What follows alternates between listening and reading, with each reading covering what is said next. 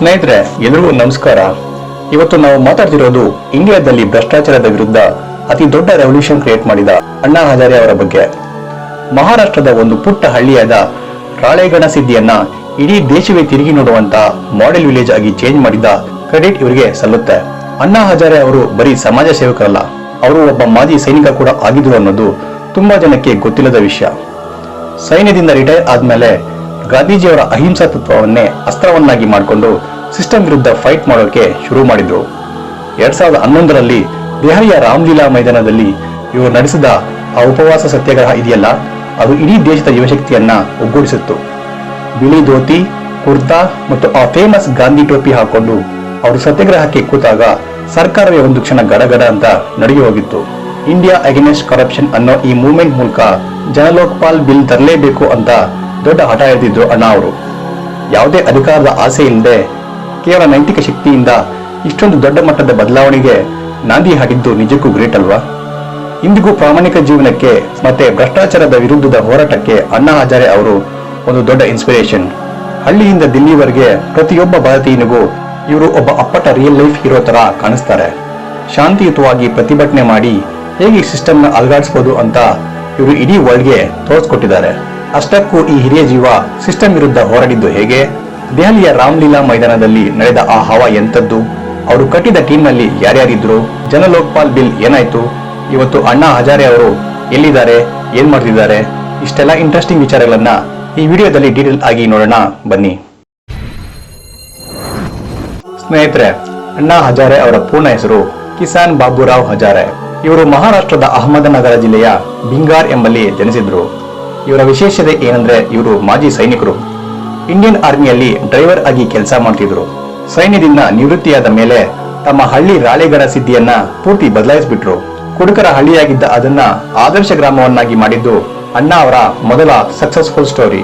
ಅಲ್ಲಿಂದಲೇ ಅವರಿಗೆ ಸಮಾಜ ಸೇವೆ ಮತ್ತೆ ಭ್ರಷ್ಟಾಚಾರದ ವಿರುದ್ಧ ಹೋರಾಡುವ ಕಿಚ್ಚು ಬಂದಿದ್ದು ಅಂತ ಹೇಳ್ಬೋದು.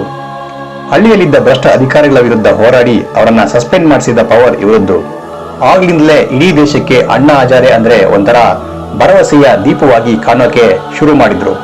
ಸ್ನೇಹಿತರೆ, 2011ರಲ್ಲಿ ಇಂಡಿಯಾ ಎಗೇನೆಸ್ಟ್ ಕರಪ್ಷನ್ ಅನ್ನೋ ಮೂವ್ಮೆಂಟ್ ಮೂಲಕ ಅಣ್ಣಾ ಹಜಾರೆ ಭ್ರಷ್ಟಾಚಾರದ ವಿರುದ್ಧ ದೊಡ್ಡ ಯುದ್ಧವನ್ನೇ ಶುರು ಮಾಡಿದ್ರು. ದೆಹಲಿಯ ಜಂತರ್ ಮಂತರ್ನಲ್ಲಿ ಉಪವಾಸ ಸತ್ಯಾಗ್ರಹಕ್ಕೆ ಕುಳಿತು ಇಡೀ ದೇಶದ ಗಮನ ಸೆಳೆದ್ರು. ಆಗಿನ ಸರ್ಕಾರಕ್ಕೆ ಒಂದು ಸ್ಟ್ರಾಂಗ್ ಲೋಕಪಾಲ್ ಕಾನೂನು ಬೇಕು ಅಂತ ಡೆಡ್ಲೈನ್ ಕೊಟ್ಟಿದ್ರು. ಇವರ ಈ ಹೋರಾಟ ಕೇವಲ ದೆಹಲಿಗೆ ಸೀಮಿತವಾಗಲಿಲ್ಲ. ಹಳ್ಳಿಯಿಂದ ದಿಲ್ಲಿ ತನಕ ಪ್ರತಿಯೊಬ್ಬ ಭಾರತೀಯನಿಗೂ ಬೀದಿಗೆ ಬಂದು ನಾನು ಅಣ್ಣಾ ಹಜಾರೆ ಅಂತ ಘೋಷಣೆ ಕೂಗೋಕೆ ಶುರು ಮಾಡಿದ್ರು. ಕೇವಲ ಒಬ್ಬ ವ್ಯಕ್ತಿ ತನ್ನ ನೈತಿಕ ಶಕ್ತಿಯಿಂದ ಇಡೀ ದೇಶದ ಯುವಶಕ್ತಿಯನ್ನ ಒಂದೆಡೆ ಸೇರಿಸಿದ್ದು ನಿಜಕ್ಕೂ ಒಂದು ಮಿರಾಕಲ್ ಅಂತಾನೆ ಹೇಳ್ಬೋದು. ಶಾಂತಿಯುತವಾಗಿ ಸತ್ಯಾಗ್ರಹ ಮಾಡಿ ಸರ್ಕಾರವನ್ನ ಹೇಗೆ ನಡುಗಿಸಬಹುದು ಅಂತ ಅಣ್ಣಾ ಹಜಾರೆ ಅವರು ಪ್ರೂವ್ ಮಾಡಿದ್ರು. ಸ್ನೇಹಿತರೆ, ಯಾವಾಗ ಅಣ್ಣಾ ಹಜಾರೆ ಉಪವಾಸ ಶುರು ಮಾಡಿದ್ರು ಜನರಿಗೆ ತಮ್ಮ ಟ್ಯಾಕ್ಸ್ ಹಣ ಲೂಟಿ ಆಗ್ತಿರೋ ಬಗ್ಗೆ ಸಿಟ್ಟು ಬಂತು. ಸಾಮಾನ್ಯ ಜನರಿಗೆ ಸರ್ಕಾರಿ ಆಫೀಸ್ಗಳಲ್ಲಿ ಆಗುತ್ತಿದ್ದ ಅನ್ಯಾಯದ ವಿರುದ್ಧ ಸಿಡಿದೇಳಲು ಅಣ್ಣಾ ಅವರು ಒಂದು ವೇದಿಕೆ ಮಾಡಿಕೊಟ್ರು. ಸ್ಕೂಲ್ ಹುಡುಗರಿಂದ ಹಿಡಿದು ರಿಟೈರ್ಡ್ ಆಫೀಸರ್ಸ್ ವರೆಗೂ ಈ ಮೂವ್ಮೆಂಟ್ ನಲ್ಲಿ ಭಾಗಿಯಾಗಿದ್ರು. ಗಾಂಧೀಜಿಯವರ ಅಹಿಂಸಾ ತತ್ವ ಇವತ್ತಿಗೂ ಎಷ್ಟು ಪವರ್ಫುಲ್ ಅಂತ ಅಣ್ಣಾ ತೋರಿಸ್ಕೊಟ್ರು. ಸೋಷಿಯಲ್ ಮೀಡಿಯಾ ಆಗಷ್ಟೇ ಹವಾ ಕ್ರಿಯೇಟ್ ಮಾಡ್ತಿದ್ದ ಕಾಲವದು. ಫೇಸ್ಬುಕ್ ಮತ್ತೆ ಟ್ವಿಟರ್ ನಲ್ಲಿ ಅಣ್ಣಾ ಹಜಾರೆ ಪರವಾದ ಅಲೆ ಎದ್ದಿತ್ತು. ಆ ಕಾಲಕ್ಕೆ ಭ್ರಷ್ಟಾಚಾರ ಅನ್ನೋದು ದೊಡ್ಡ ಭೂತವಾಗಿತ್ತು. ಅದನ್ನ ಕೊಲ್ಲೋಕೆ ಅಣ್ಣಾ ಹಜಾರೆ ಒಬ್ಬ ಸೂಪರ್ ಹೀರೋ ತರ ಕಾಣಿಸಿದ್ರು ಅನ್ನೋದು ಸುಳ್ಳಲ್ಲ. ಸ್ನೇಹಿತರೆ, ಈ ಮೂಮೆಂಟ್ ಅಲ್ಲಿ ಅಣ್ಣಾ ಹಜಾರೆ ಒಬ್ಬರೇ ಇರಲಿಲ್ಲ, ಅವರ ಹಿಂದೆ ಒಂದು ಪವರ್ಫುಲ್ ಟೀಮ್ ಇತ್ತು. ಅದನ್ನೇ ಟೀಮ್ ಅಣ್ಣಾ ಅಂತ ಕರೀತಾ ಇದ್ರು. ಇದರಲ್ಲಿ ಈಗಿನ ದೆಹಲಿ ಮಾಜಿ ಸಿಎಂ ಅರವಿಂದ್ ಕೇಜ್ರಿವಾಲ್, ಕಿರಣ್ ಬೇಡಿ, ಶಾಂತಿ ಭೂಷಣ್, ಪ್ರಶಾಂತ್ ಭೂಷಣ್ ಮತ್ತೆ ನಮ್ಮ ಹೆಮ್ಮೆಯ ಕನ್ನಡಿಗ ಸಂತೋಷ್ ಹೆಗ್ಡೆ ಅವರು ಕೂಡ ಭಾಗಿಯಾಗಿದ್ರು. ಕೇಜ್ರಿವಾಲ್ ಅವರು ಆಗ RTI ಆಕ್ಟಿವಿಸ್ಟ್ ಆಗಿ ತುಂಬಾ ಆಕ್ಟಿವ್ ಆಗಿದ್ರು ಮತ್ತೆ ಸ್ಟ್ರಾಟಜಿಗಳನ್ನ ಮಾಡ್ತಿದ್ರು.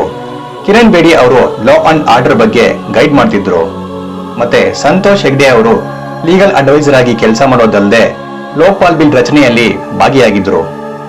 ಇವರೆಲ್ಲರೂ ಸೇರಿ ಇಂಡಿಯಾ ಎಗೇನೆಸ್ಟ್ ಕರಪ್ಷನ್ ಸಂಘಟನೆಯನ್ನ ತುಂಬಾ ಸ್ಟ್ರಾಂಗ್ ಆಗಿ ಕಟ್ಟಿದ್ರು. ಮನಿ ಪವರ್ ಇಲ್ದಿದ್ರು ಬರೀ ಪೀಪಲ್ ಪವರ್ ಮೂಲಕ ಸರ್ಕಾರವನ್ನ ಪ್ರಶ್ನೆ ಮಾಡುವಂತ ಟೀಮ್ ಇದಾಗಿತ್ತು ಅಂತಾನೆ ಹೇಳ್ಬೋದು. ಸ್ನೇಹಿತರೆ, ಅಣ್ಣಾ ಹಜಾರೆ ಅವರ ಪ್ರಮುಖ ಬೇಡಿಕೆ ಅಂದ್ರೆ ಅದು ಜನ್ ಲೋಕಪಾಲ್ ಬಿಲ್ ಜಾರಿಗೆ ತರುವುದು.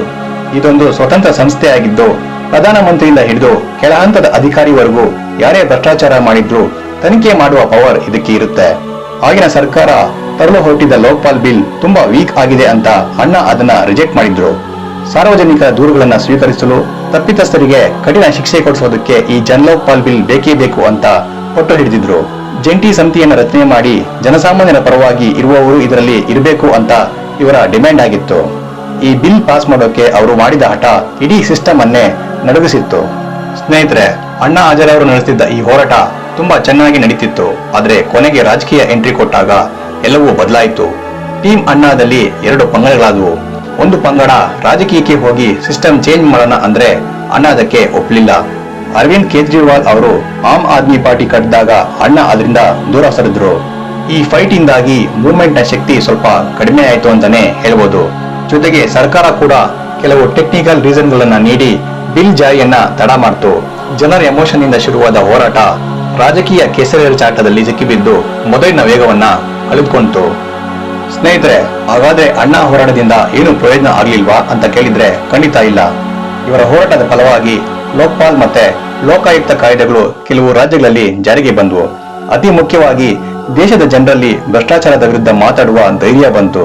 ರಾಜಕೀಯ ಪಕ್ಷಗಳು ಚುನಾವಣೆಯಲ್ಲಿ ಭ್ರಷ್ಟಾಚಾರವನ್ನ ಒಂದು ಪ್ರಮುಖ ಇಶ್ಯೂ ಆಗಿ ತಗೊಳ್ಳಕ್ಕೆ ಶುರು ಮಾಡಿದ್ರು.